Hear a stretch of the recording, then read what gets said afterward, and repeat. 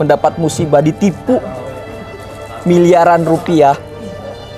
Itu membuat saya berada di titik paling rendah dalam hidup, di mana saya tidak mempunyai kekuatan untuk bertemu orang, malu, rasa tidak percaya diri, rasa tidak mampu mengobati pasien, hilang semuanya, runtuh semuanya. Totalnya sekitar 5 miliar lebih. Ya, yang itu yang membuat saya harus terhutang juga ke teman-teman yang lain yang mempercayakan juga ke saya. Seringan hari ini saya tidak ada beban, tidak ada keraguan, tidak ada ketakutan. Semua bisa selesai. Hutang miliaran itu cemen. Allah berjanji pasti bisa.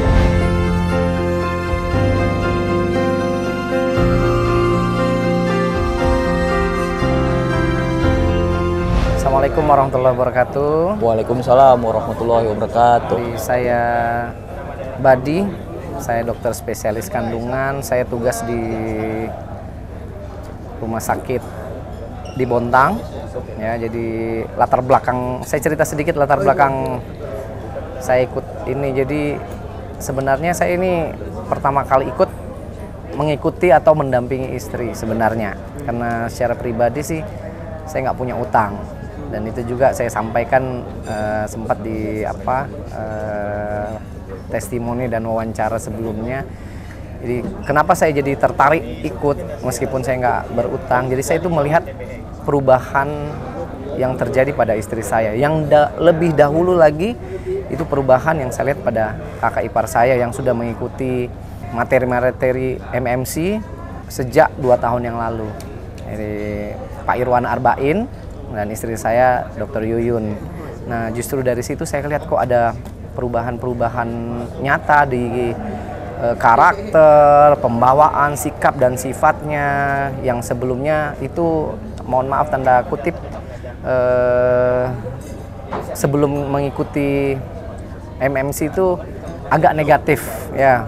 Jadi seperti yang kita pelajari di TBE ini, ternyata benar bahwa utang itu bisa mengubah karakter seseorang, membuat orang itu menjadi emosional, kemudian membuat orang itu yang awalnya mungkin jadi happy, menjadi orang yang pembawaannya jadi lebih banyak bersedihnya, kemudian empatinya jadi berkurang, komunikasinya jadi agak sulit, kemudian hubungan di keluarga kepada anak dan kepada suami ataupun istri ternyata itu mengganggu tentang itu. Jadi itu latar belakang saya.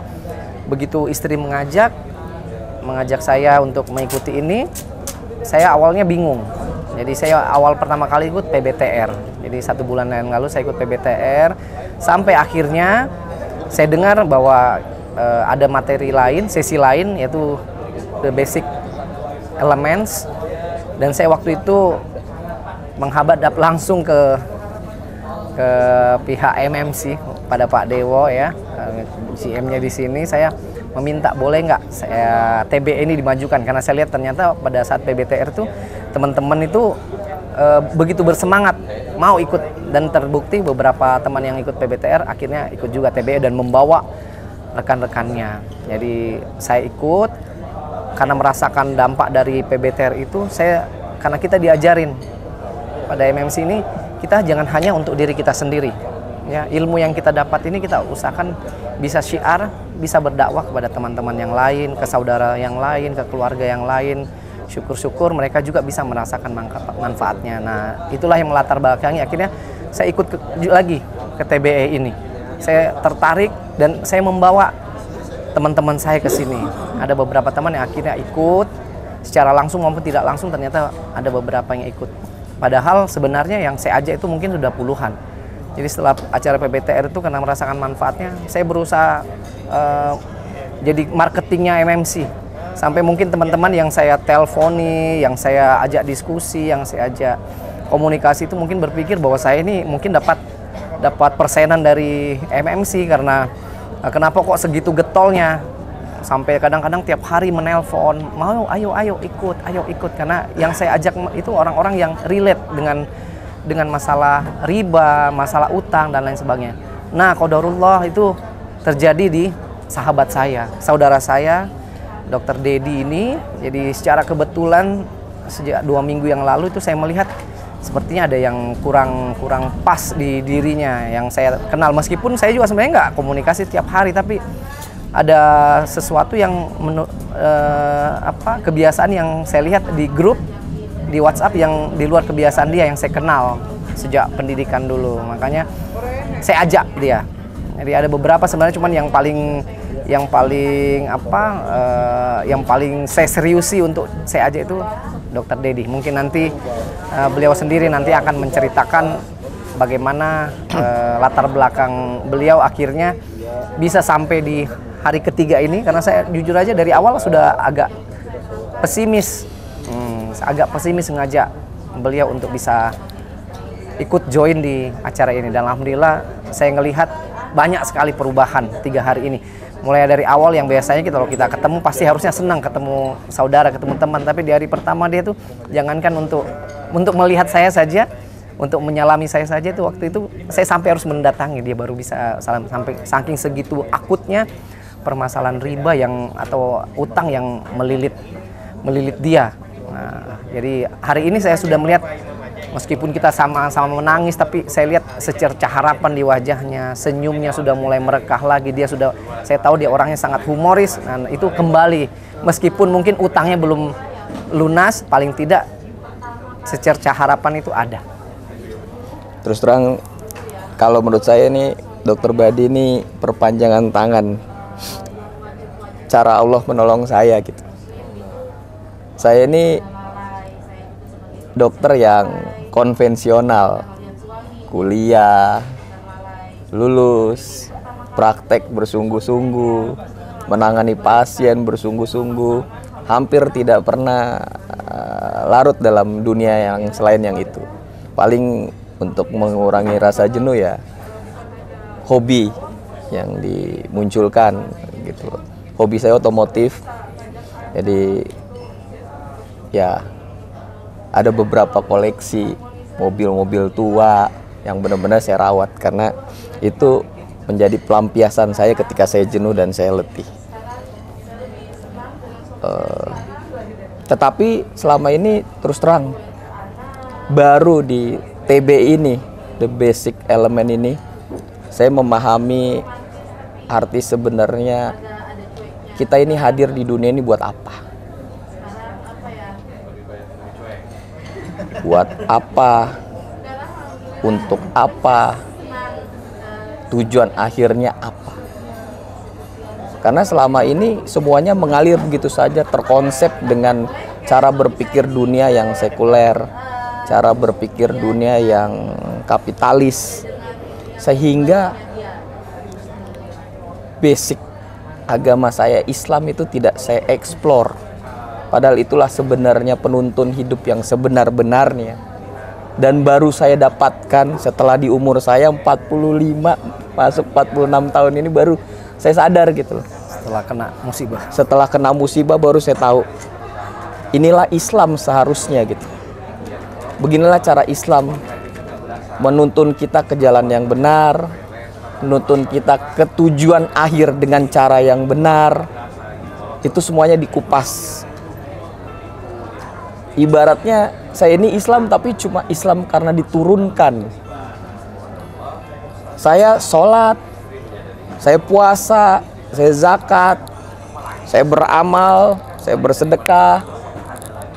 Saya pikir dengan seperti itu selama ini, itu bisa membawa saya ke surga, menyelamatkan anak-anak saya, keluarga saya ke surga.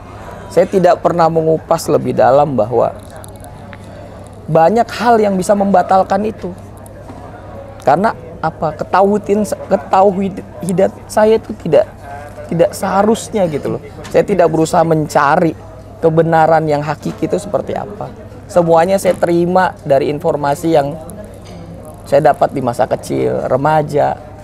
Dan itu menjadi belief saya, informasi saya, dan merasa saya yakini bahwa itu benar. Syukurnya saya lahir sebagai muslim, sehingga ibaratnya saya sebenarnya sudah familiar, tetapi saya tidak menggali lebih dalam. Dengan 18-19 hari yang lalu saya dapat musibah. Saya dicampakkan ke tempat yang serendah-rendahnya sebagai teguran Allah kepada saya. Itu membuat saya sadar gitu loh. Kenapa saya tercampak rasa? Saya ini orang yang rasional. Dokter diajar sebagai orang yang rasional. Semuanya berpikir dengan logika dan lain sebagainya. Berinvestasi, bertindak semuanya itu dengan logik. Dalam beberapa tahun terakhir saya ikut investasi emas dan saya berbisnis emas. Bisnisnya benar, cara bisnisnya benar, investasinya yang salah. Karena saya tidak pernah paham bahwa emas itu adalah produk ribawi. Produk ribawi itu kalau kita, emasnya halal, tapi kalau cara kita bertransaksinya tidak cara yang benar, itu adalah pekerjaan sia-sia dan itu menjadi hukumannya neraka gitu.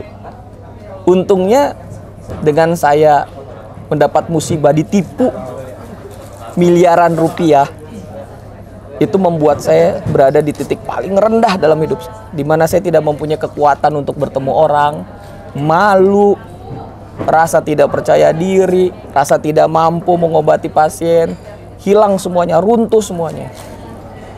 Tiba-tiba Dokter Badi datang mengajak saya untuk ikut TBE ini. Bagi saya, apakah ini jalan Allah memanggil saya atau jalan untuk saya untuk keluar dari masalah ini? Tapi penuh keraguan karena tidak ada kepercayaan 100% dari diri saya, hilang semuanya. Keimanan hilang, kepercayaan diri hilang, semuanya hilang. Datang waktu yang ditunggu 3 hari lalu untuk datang ke sini. Saya masih tidak percaya untuk datang. Walaupun terus terang nih, saya akui bahwa semuanya diurus sama Dokter Badi. Saya tidak tahu apa-apa. Saya cuma suruh datang. Semuanya sudah dibayar sama Dokter Badi. Semuanya udah disiapkan semua sama beliau. Saya cuma diminta datang. Kalau berpikir ekonomisnya, saya bilang enak banget mestinya. Tapi bukan itu sebenarnya. Saya tidak sanggup datang karena saya tidak mempunyai lagi tenaga gitu. Saya tidak mempunyai keyakinan dan itu hilang. Qadarullahnya habis sholat subuh di pagi hari seharusnya saya datang di sini. Tiba-tiba kaki saya itu seperti tergerakkan untuk mengendarai mobil saya untuk datang ke sini. Masuk di hari pertama, hampir tidak ada keyakinan saya bahwa masalah saya ini akan teratasi. Masalah saya untuk melunasi hutang saya yang tiba-tiba datang dalam beberapa belas hari yang lalu, yang saya tidak siap itu, saya tidak yakin ada solusi. Tapi ternyata di TBI itu bagusnya mereka mengajarkan kita benar-benar dari dasar. Mereka mengajarkan hal yang paling fundamental yang kadang-kadang kita menganggap sepele. Tetapi itulah sebenarnya yang harus kita pahami dulu.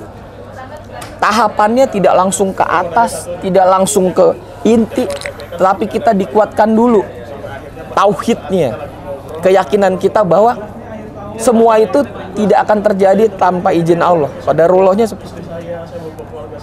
Semua itu tidak akan terjadi kalau Allah tidak menskenariokan itu. Termasuk tiba-tiba saya ditelepon, tiba-tiba saya bisa dihempaskan seperti itu, tiba-tiba saya digerakkan seperti itu. Dari situ saya semakin yakin bahwa pasti Allah masih mempunyai rencana ke depan buat saya. Makin hari pertama, hari kedua, saya makin yakin. Keyakinan saya 100%, keimanan saya makin bagus. Pengetahuan saya tentang Islam yang selama ini cuma di permukaan, saya kembali dapatkan dan saya yakinkan bahwa tidak ada persoalan yang tidak bisa diselesaikan dengan detil di situ. Yang kurang adalah kita tidak berusaha mencarinya. Kita sudah diberikan akal, kita sudah diberikan Al-Quran sebagai petunjuk. Yang kurang adalah apa? Taufiknya, kemauan kita untuk mencari itu. Itulah yang membuat bukan cuma saya, teman-teman di luar sana banyak yang berada di titik seperti saya. Dan karena dia tidak tahu dan dia tidak mau, maka dia tetap berada di kesulitan. Padahal rezeki, utang, kesehatan, kehidupan, mati, itu udah pasti. Kita tinggal jalani, nggak usah kita berpikir keras untuk itu gitu. Semuanya mudah. Yang membuat sulit adalah kita. Mental block yang jelek, pemahaman kapitalis yang dihujamkan bertahun-tahun dari pendidikan, keseharian, media sosial, membuat kita serasa-rasa takut kehilangan dunia. Padahal kalau kita tahu tentang ilmu agama, di dunia itu cuma 2,2 menit. 2,2 menit dibandingkan kehidupan yang akan tujuan akhir kita yang tak terbatas waktunya. Apakah 2,2 menit itu akan kita kejar? Apakah 2,2 menit itu kita sudah habis-habisan? Sehingga cuma itu yang kita pikirkan. Itu membuka mata hati saya, membuka pikiran saya, membuat kelegaan hati saya bahwa kalau memang waktunya pergi. Ketergantungan kita terhadap individu, terhadap manusia, terhadap benda, itu yang membelenggu kita. Itu yang membuat kita selalu merasa takut kehilangan, ya kan? Tergantung sama mereka. Kalau itu hilang kita terasa mau mati, ya kan? Tetapi kalau kita percaya, kita yakin Allah itu maha sayang, maha pelindung. 99 Asmaul Husna itu benar adanya. Hidup itu ringan. Seringan hari ini saya. Tidak ada beban, tidak ada keraguan, tidak ada ketakutan. Semua bisa selesai. Hutang miliaran itu cemen. Insya Allah. Allah berjanji pasti bisa. Selama kita bertakwa, selama kita berikhtiar di jalan yang benar, dengan cara yang benar. Kenapa doa kita nggak diterima? Karena ikhtiar kita di jalan yang salah. Kita selalu berdoa, minta ditolong, sedangkan kita tidak di jalan yang benar. Kita melakukan tindakan yang paling dibenci. Kita tetap melakukan riba. Hukumannya tuntas langsung saat itu. Tapi saya tetap bersyukur dengan cara seperti itu. Saya, Dokter Badi, teman-teman yang ikut di TBE itu sadar bahwa dengan begini ya kita kembali ke on the track. Seharusnya kita sebagai Islam, seharusnya kita sebagai dokter, sebagai individu, semoga apa yang kita dapatkan di TBE kita bisa jadikan dakwah buat teman-teman terdekat, keluarga, istri saya, anak-anak saya, agar tidak mengulangi kesalahan yang fatal yang bapaknya, abinya kerjakan karena terlambat untuk menegakkan akidah dulu sebagai pondasi utama agar kita bisa menyerap semua ilmu yang seharusnya. Ini luar biasa. Belum pernah saya sebahagia ini. Belum pernah saya seyakin ini. Belum pernah saya sepercaya diri ini. Dan belum pernah saya seberserah diri ini bahwa semuanya sudah ada jalannya. Nggak akan terjadi sesuatu tanpa izin Allah. Hebat ya. Waktu itu utang itu karena apa dan seterpuruk apa yang dirasakan? Saya berinvestasi emas custom dengan skema yang demikian jelas, dengan keyakinan ini akan tidak mungkin tidak jalan, ini tidak mungkin akan rugi, dengan sistem yang sudah dibangun dengan utuh, dengan kepercayaan yang sangat tinggi, dengan antisipasi yang sudah sangat kuat menurut pemikiran saya sebagai manusia biasa. Ternyata 1 tahun terakhir berjalan, terjadi penipuan kecil-kecilan dan akhirnya Besar-besaran. penipuan besar-besaran yang dilakukan oleh direktur perusahaan yang kita percaya gitu di Bandung. Karena ini juga pasti akan masuk ke media sosial, di mana mereka menggunakan duit para investor untuk foya-foya, kebutuhan pribadi, ya kan? Setega itu dan sekejam itu kalau menurut saya. Kepercayaan kita dihianati. Dan penipuannya itu luar biasa. Dia nggak tahu betapa banyak keluarga yang hancur dengan cara penipuan seperti itu. Ada yang bisa bangkit cepat seperti saya. 17 hari saya bisa bangun. Tapi saya yakin tidak semua mendapat hidayah, tidak semua mendapat pertolongan, ya kan? Secepat itu gitu. Ya semoga apa yang dituai ya itu yang dia terima gitu. Saya nggak bisa lagi berharap apa gitu. Yang jelas saya juga tetap bersyukur. Mungkin inilah cara Allah menegur saya, menegur keluarga saya, menegur agar saya tetap ya tadi yang saya bilang ada di on the track gitu. Seperti itu. Totalnya sekitar 5 miliar lebih. Ya. Ya. Yang itu yang membuat saya harus terhutang juga ke teman-teman yang lain yang mempercayakan juga ke saya. Gitu. Yang sebelumnya saya tidak siap gitu loh. Gitu. Tapi nggak apa-apa. Saya jauh lebih bahagia sekarang dengan cara seperti itu. Dan saya yakin, dan kalau kita yakin, pasti Allah menolong kita. Pasti. Ya. Insya Allah lunas. Yakin. Saya yakin, saya akan ditolong dengan cara yang logika manusia kadang tidak masuk. Pertolongan Allah itu pasti. Selama ini kita nggak yakin, karena imannya kurang. Pertolongan pasti, tapi ya melaksanakan muamalah sesuai syariat yang dituntun oleh Allah. Ya, pelajaran paling berharganya muamalahnya harus sesuai dengan syariah. Karena itulah yang menyelamatkan kita dari kondisi seperti ini. Seperti itu. Ini Pak Dokter tadi Ya. mengajak ini kan kalau sampai jadi kayak seolah jadi tim marketing MNC. Padahal inginnya itu ingin merasakan hal yang sama gitu salah satunya. Mendapat solusi. Ini perasaan bagaimana nih setelah mendengar Pak Dokter Teddy ini? Perasaannya gimana nih? Jadi salah satu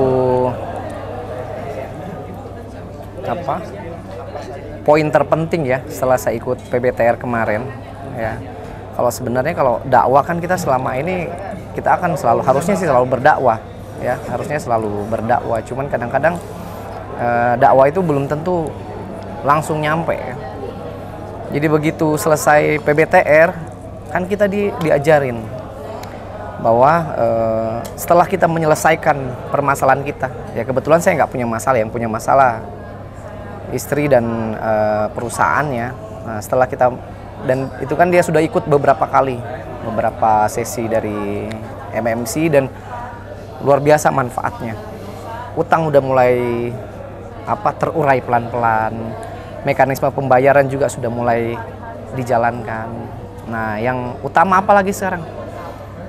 Kita hablum minan nas ya. Jadi kita, menurut saya kok sayang ya Kalau ilmu yang saya dapatkan, meskipun saya belum pernah dapat TBE sebenarnya, cuman saya udah bersemangat sekali mendengar cerita dari teman-teman yang sudah ikut TBE bahwa justru di TBE itu adalah sesuatu yang sangat fundamental. Makanya dibilang the basic elements. Jadi sesuatu yang sangat kita menancapkan pondasi sekuat mungkin. Ya termasuk dalam bermuamalah. Ya meskipun pada MMC ini dititik beratkan pada riba sebenarnya ya, riba dan utang. Sebenarnya banyak sekali muamalah yang memang seharusnya dari awal saya pribadi sudah sangat yakin bahwa kapan kita melakukan muamalah, melakukan kegiatan apapun profesi kita, apapun pekerjaan kita, melakukan muamalah di luar syariat Islam, di luar yang dituntunkan oleh Rasulullah, di luar yang ditunjukkan oleh Allah, kehancuran akan datang kepada kita. Dan itu saya lihat dengan nyata. Dan kehancuran itu bukan hanya itu yang saya lihat. Saya lihat juga keajaiban, miracle yang saya lihat di orang-orang yang mengikuti, orang yang mau belajar. Orang yang mau belajar, termasuk pada diri saya sendiri. Meskipun saya nggak punya utang, tapi ternyata saya mungkin kalau saat ini saya menceritakan setelah PBTR itu beberapa keajaiban yang saya rasakan itu menurut saya sangat luar biasa. Ilmu-ilmu yang saya dapatkan di PBTR ternyata saya langsung bisa terapkan 1-2 hari setelah mengikuti PBTR itu. Nah, makanya saya begitu tahu ada TBE lagi, saya langsung bilang sama istri, saya akan ikut. Padahal sebelumnya saya termasuk orang yang sulit meninggalkan pekerjaan saya. Saya harus melepaskan pekerjaan saya harus meninggalkan pasien-pasien saya, jadwal-jadwal operasi, jadwal praktek harus saya tinggalkan. Tapi itu kenapa saya rela? Karena saya merasakan ada manfaatnya. Nah setelah saya merasakan manfaatnya itu, selanjutnya apa? Saya harus berbagi juga ke teman-teman saya. Saya harus mendakwai teman-teman saya, entah teman-teman yang langsung berinteraksi dengan pekerjaan saya, dan juga mungkin seperti keluarga dan sahabat-sahabat saya. Dan itu yang saya lakukan. Kebetulan saat itu saya melihat ada saudara saya yang kena musibah. Ya, dengan keyakinan kuat, saya cuma bilang dia harus ikut. Dia harus ikut. Apapun caranya, saya berusaha membujuk dia hari berhari-hari, sampai hari H pun saya selalu berusaha menelpon dia, meyakinkan bahwa kamu harus ikut sampai hari H. Yaitu karena apa? Kalau kita sudah mengindra, kalau kita sudah melihat nyatanya bahwa kebenaran itu dari pembelajaran yang kita kejar lewat sesi-sesi MMC yang dilakukan MMC, manfaatnya ya kenapa nggak kita berbagi ke teman-teman biar mereka juga ikut. Itu juga yang saya berharap. Kalau kemarin saya sendiri berdakwah mungkin ya di komunitas saya, tentunya teman-teman yang lain yang ikut juga komunitas MMC kan semua berdakwah. Nah sekarang saya ada teman, ada Dokter Dedi, banyak teman-teman saya, dan saya yakin dengan pasti, saya bisa bilang pasti, meskipun sekecil apapun, barangkali mereka juga melakukan aktivitas riba dan utang. Karena apa? Karena ketidaktahuan. Dan itu juga sebenarnya sebagai contoh, saya dulu nggak kepikiran bahwa riba itu bukan hanya membayar bunga, mendapatkan bunga pun itu kan riba.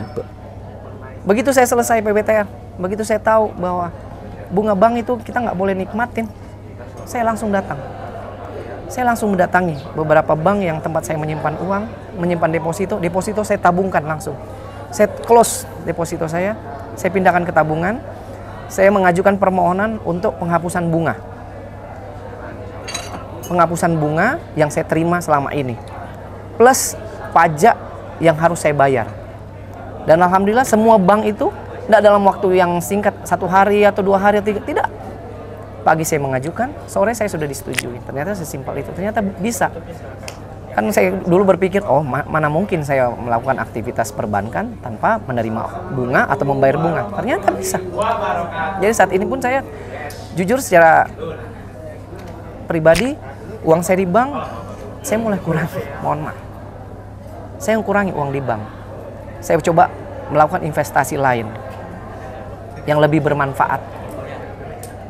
Karena apa? Karena saya berpikir jangan sampai uang saya yang saya tabungkan di perbankan, saya khawatirnya ya justru digunakan untuk muamalah yang tidak sesuai syariat Islam.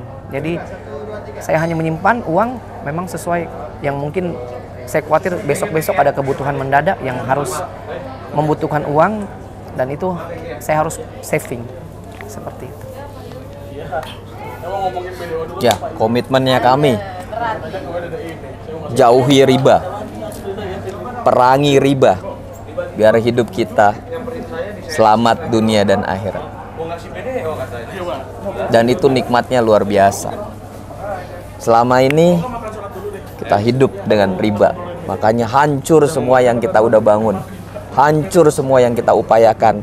Kita terlihat berhasil dari luar, tapi casingnya, isinya kita rapuh.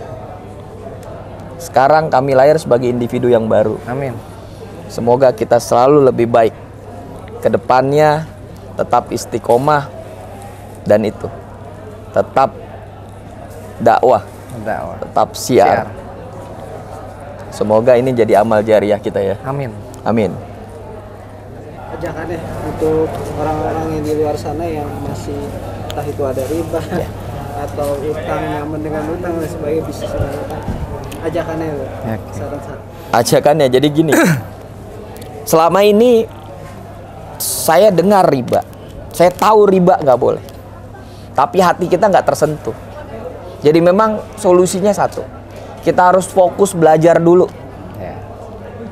fundamentalnya dulu apa. Jadi yang mau tahu apa itu riba, bahaya itu riba, apa yang sudah terjadi dengan kita, ikut aja TBE. Itu paling gampang, dan itu bisa merubah benar-benar pola pikir, cara bertindak, dan yang paling penting apa? Menyelamatkan kita sebelum semuanya terlambat. Ya, gitu ya, Bet. Ya. Intinya kita bermuamalah sesuai syariat. Kembali ke agama kita. Karena ternyata di agama kita itu ada semua.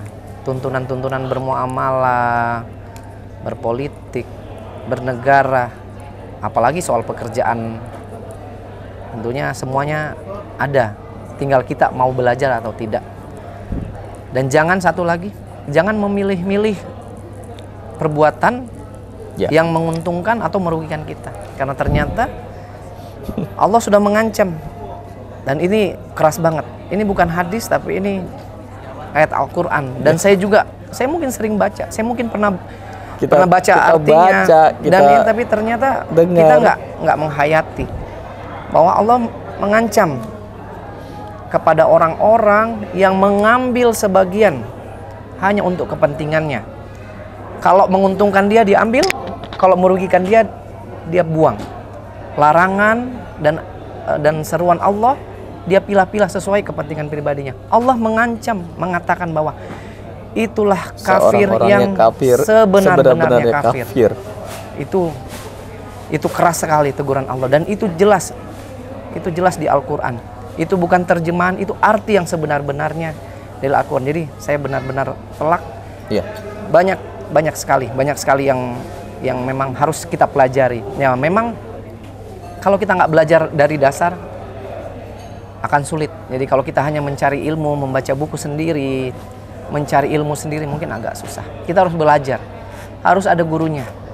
Apalagi kita diperkuat dengan apa? Dengan komunitas, dengan teman-teman sahabat di sekitar kita yang punya nasib sama, yang punya semangat yang sama untuk menjauhi riba, menjauhi utang. Itu memperkuat kita dalam belajar. Ya saya ingin mengajak kepada ya siapapun sih yang mendengar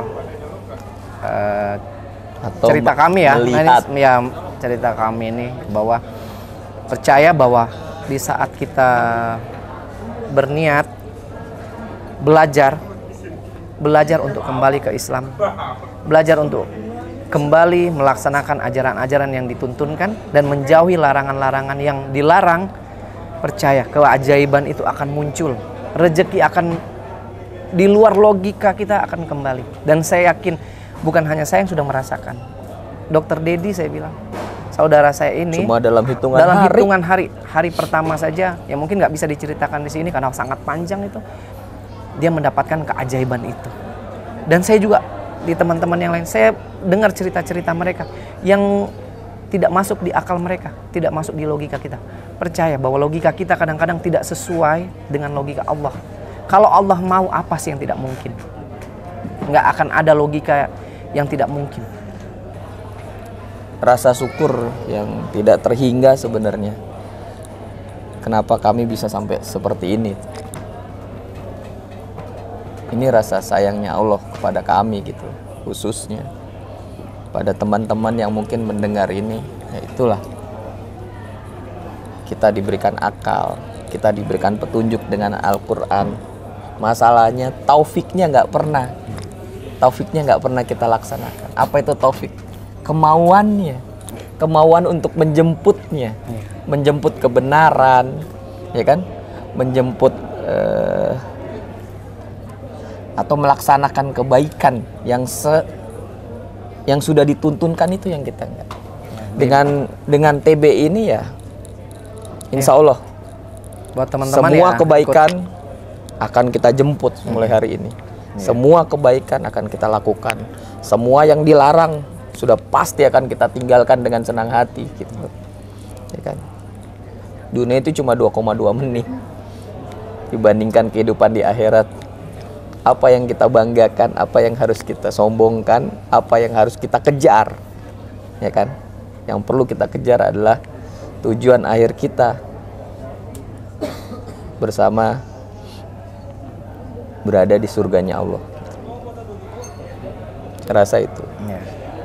Terima kasih juga buat tim MMC Yang luar biasa. yang luar biasa menyediakan sesi-sesinya yang sangat mengena ya, sangat mengena. Ya, saya semoga ada kesempatan lagi akan mengikuti sesi-sesi MMC yang lain. Dokter Dedi juga saya yakin tadi juga dia sudah daftar lagi untuk PBTR, jadi lebih menguatkan lagi. Amin. Belajar teknis bagaimana caranya untuk bebas dari Riba. utang dan riba. Jadi, terima kasih juga Dokter Dedi sudah mau memberi kesempatan saya untuk mengajak dia ikut acara ini. Terima kasih. Oke, saya Dokter Badi. Saya Dokter Dedi. Ya, kami berdua mengucapkan terima kasih. Terima kasih. Semoga apa yang kita diskusikan hari ini Bisa menjadi syiar. Ya, menjadi syiar dan dakwah bermanfaat untuk semua orang. Amin. Amin. Wassalamualaikum warahmatullahi wabarakatuh.